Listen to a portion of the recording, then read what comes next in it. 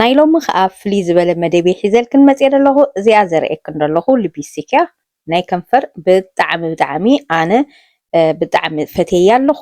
እዚኣ ብኦንላይን ግዝአ እያ ቀያሕ ሊፕስቲክ እያ ዝተፈላለየ ዓይነት ሕብሪ ኣለዎም ከምኡ ዓይነት ክትገዝኣ ትኽእላ ኢኽን ኣነ ሕጂ ክገብራ እየ ቅድም ከንፈርክን ኣፅረያ ኣብላ ኢኽን ብድሕሪኡ እዚኣ ከምዚኣ ዝገብራ ዘለኹ ልክዕ ከምኣ ትገብራ ማለት እዩ። ክትገብራ ከለኽን ግን ኣብ ፅሩይ ከንፈር ክኸውን ኣለዎ። ሕጂ ኣነ ይገብራ ኣለኹ ከንፈርክን ኣፍክን ሃሃቢልክን ኣይትግበራ ምክንያቱ ኣብ ስንኽን ይኹን ኣብ ዝኾነ ስለ ዝለግብ ማስቲሽ እዩ ብጣዕሚ እዩ ስታዩ ማለት እዩ። ሕጂ ከምዚኣ ገይረ ኣነ ይገብራ ኣለኹ ብጣዕሚ ዝተፈላለየ ዓይነት ሕብርታት ኣለዎም።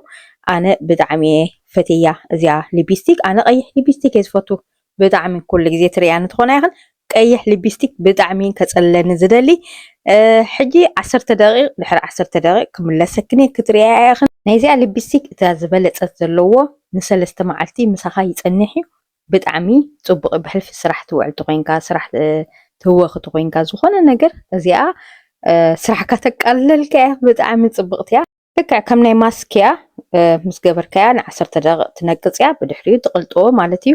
ከምዚኣ ትሪእያ ዘለኽን ፅብቕቲ ሊፕስቲክ ኮይና ትለያ ኣላ ንሰለስተ መዓልቲ ስራሐይ ኣፋኺሳ ትለያ ኣላ ብጣዕሚ ፅብቕቲ እያ ብልዕሊኡ ዝኾነ ማይማዮ ዓይነት ሊፕስቲክ ትገብሮ ፈቲኽናትኮና ተስፋ ይገብር ከምዚኣ ሊፕስቲክ ግዛኣ ኢኽን ተጠቀማ ኣነ ዘምፃልክን ኣብዚኣ ዝኾነ ነገር ንዓኻትክን ዝጠቅም እየ ዘምፃልክን ንስኻትክን ከዓ ሳብስክራይብ ፎሎው ኣይትረሳዓ ኢኽን ዝተፈላለየ ዓይነት ሕብርታት ኣሎ ኬትክን ግዛኣ ኢኽን ቻው